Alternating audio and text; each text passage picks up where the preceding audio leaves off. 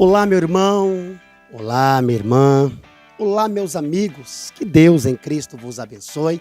Que a graça de Deus seja sobre a sua vida. Eu quero aqui estar lendo um texto que se encontra no primeiro livro do profeta Samuel, capítulo 2, no verso 1 e no verso 2, que diz: Então orou Ana e disse: O meu coração exulta no Senhor, o meu poder está exaltado no Senhor. A minha boca se dilatou sobre os meus inimigos, porquanto me alegro na tua salvação. Não há santo como o Senhor, porque não há outro fora de ti, e rocha nenhuma há como nosso Deus. Eu quero convidar você a caminhar comigo sobre esta última nossa mensagem dentro do tema: o mesmo Deus que abre é o mesmo Deus que fecha. Vem comigo!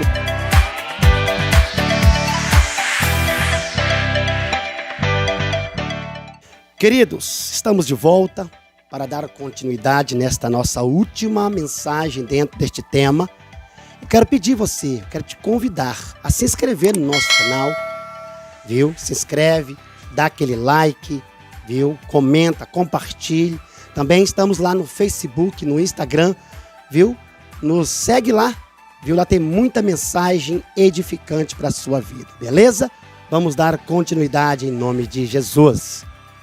Queridos, a dor, ela pode ser um instrumento pedagógico para moldar a nossa fé. Tem portas que Deus vai abrir, tem portas que Deus vai fechar. Ele exige que nós permanecemos fiel em todo o tempo. Eu quero aqui falar dentro de 4 pontos. E eu quero falar dentro do primeiro ponto sobre Ana levando Samuel para entregar para o profeta Eli. Está lá registrado no primeiro livro do profeta Samuel, capítulo 1, no verso 27 e 28. Ana era uma mulher estéril. E na cultura judaica, isto era considerado uma grande maldição, uma grande aflição, pois a esterilidade era visto como um sinal de desagrado divino. No entanto, ao invés de se conformar com a sua dor, Ana recorreu ao Senhor em oração e fez um voto. Se Deus lhe desse um filho, ela o entregaria de volta para o serviço no templo. Foi Deus quem fechou e abriu a madre de Ana. Deus ouviu o clamor de Ana e concedeu-lhe Samuel. Mas aqui nós vemos algo essencial. Ana não reteve o presente de Deus.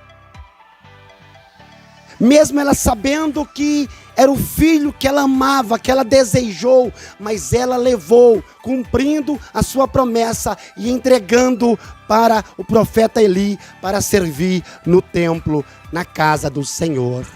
Muitas vezes Deus nos concede bênçãos e respostas, mas será que estamos dispostos a entregar aquilo que recebemos de volta? Ana compreendeu que Deus é o Senhor de todas as coisas e que devemos confiar, mesmo que isso significa entregar o que mais nós amamos. Quando nós vemos Deus pedindo para Abraão, o seu filho Isaque, a quem ele tanto amava, ele no momento não deixou de cumprir, porque ele acreditava em Deus, ele confiava em Deus, ele andava com Deus e sabia qual era o Deus que ele servia. E eu quero aqui falar dentro do segundo ponto. Deus fala com Samuel. Está lá no primeiro livro do profeta Samuel, capítulo 3, no verso 10. Samuel, ele crescia sobre a supervisão do sacerdote Eli, mas o ambiente espiritual de Israel estava decaído, cheio de corrupção. O serviço sacerdotal estava totalmente fora da vontade de Deus. E nós vemos, dentro deste contexto, Deus escolhe Samuel para restaurar a comunicação entre ele e o povo. Naquela época, era raro que Deus falasse diretamente com alguém. Mas Samuel foi sensível à voz divina. Quantas vezes Deus quer falar conosco, mas não estamos atentos. Vivemos em dias de distração e ruídos, mas o chamado de Samuel nos ensina a ter o coração sensível à voz de Deus. A pergunta não é se Deus fala, mas se estamos atentos para ouvir e obedecer a voz de Deus. O chamado de Samuel nos ensina que Deus está sempre levantando instrumentos fiéis para restaurar sua obra na terra. Mesmo enquanto o mundo está em crise espiritual, Deus está formando líderes que ouvem a sua voz. O verdadeiro chamado não é uma questão de idade ou posição, mas de disponibilidade e submissão à vontade divina. E eu quero falar dentro do terceiro ponto. Samuel vive o chamado na presença do Senhor. Está lá no primeiro livro do profeta Samuel, capítulo 3, do verso 19 ao verso 21. Queridos, após ouvir a voz de Deus, Samuel não apenas reconheceu o chamado, mas viveu de acordo com ele. A Bíblia afirma que ele crescia e o Senhor era com ele, garantindo que tudo o que profetizava se cumpria. Isso demonstra que Samuel se tornou um instrumento confiável na mão de Deus. Além disso, Samuel se diferenciava dos filhos de Eli que profanaram o sacerdócio. Enquanto Ofni e Finéias rejeitavam a santidade, Samuel caminhava com fidelidade e nos caminhos do Senhor. E eu quero aqui abrir parênteses para dizer: Deus te chamou. Talvez você pense, eu não estou preparado para isso, preparado para aquilo. Mas se Deus te chamou, Ele vai te capacitar, Ele vai te preparar, Ele vai te instruir. Só confia no Senhor. Ouve, fica atento à voz do Senhor e busque andar dentro da vontade de Deus. Eu quero que você entenda que não basta somente ouvir a voz de Deus. Precisamos ser sensíveis, viver em conformidade com o chamado. Muitos começam bem, mas poucos perseveram. Samuel nos ensina que quando nós disponibilizamos o nosso tempo em viver o chamado de Deus, Ele nos sustenta e nos torna canais de bênção dentro da vontade de Deus para viver o seu chamado, para levar o evangelho, para profetizar, para ser homens e você ser homens e mulheres de Deus. E dentro do quarto ponto, o verdadeiro propósito de Samuel está lá no primeiro livro do profeta Samuel, capítulo 7, do verso 15 ao verso 17. O propósito de Samuel não era apenas ser um sacerdote no templo.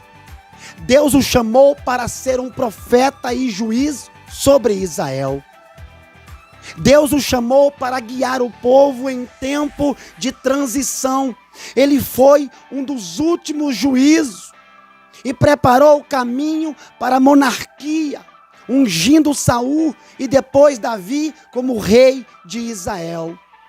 Samuel teve um papel essencial na restauração da espiritualidade da nação. Ele levou Israel ao arrependimento. Ele buscava o Senhor intensamente em favor da nação. Ele vivia dentro do seu chamado com submissão. E teologicamente falando, muitas vezes pensamos que nosso chamado é algo pequeno, mas Deus tem planos maiores do que podemos imaginar. Samuel nasceu de um milagre, cresceu no templo e foi transformado em um líder fundamental para a história de Israel. Da mesma forma, o Senhor, Ele pode estar preparando você para algo além do que você imagina. Nosso propósito verdadeiro não é cumprir nossa própria vontade, mas realizar o que Deus planejou para nós. Eu quero aqui estar terminando. Essa é a nossa última aula, a nossa última mensagem dentro do tema: o mesmo Deus que abre é o mesmo que fecha. Mas fica atento ao chamado de Deus. Busque o Senhor intensamente. Viva o chamado de Deus na sua vida. Creia que Deus está no controle. Ana acreditou e Ana recebeu o seu milagre. Samuel andou na presença de Deus, se tornou um homem muito importante. Eu quero que você entenda que todos os homens e mulheres que andaram com Deus, eles passaram por desertos, mas confiaram em Deus e foram totalmente guardados, abençoados por Deus. Confia no Senhor, acredite, saiba que Deus está no controle. Que Deus te abençoe, que a graça do Senhor seja sobre a sua vida, sobre a sua família. Até a nossa próxima aula, um novo tema, e eu creio que Deus irá falar contigo poderosamente em nome de Jesus. Um abraço.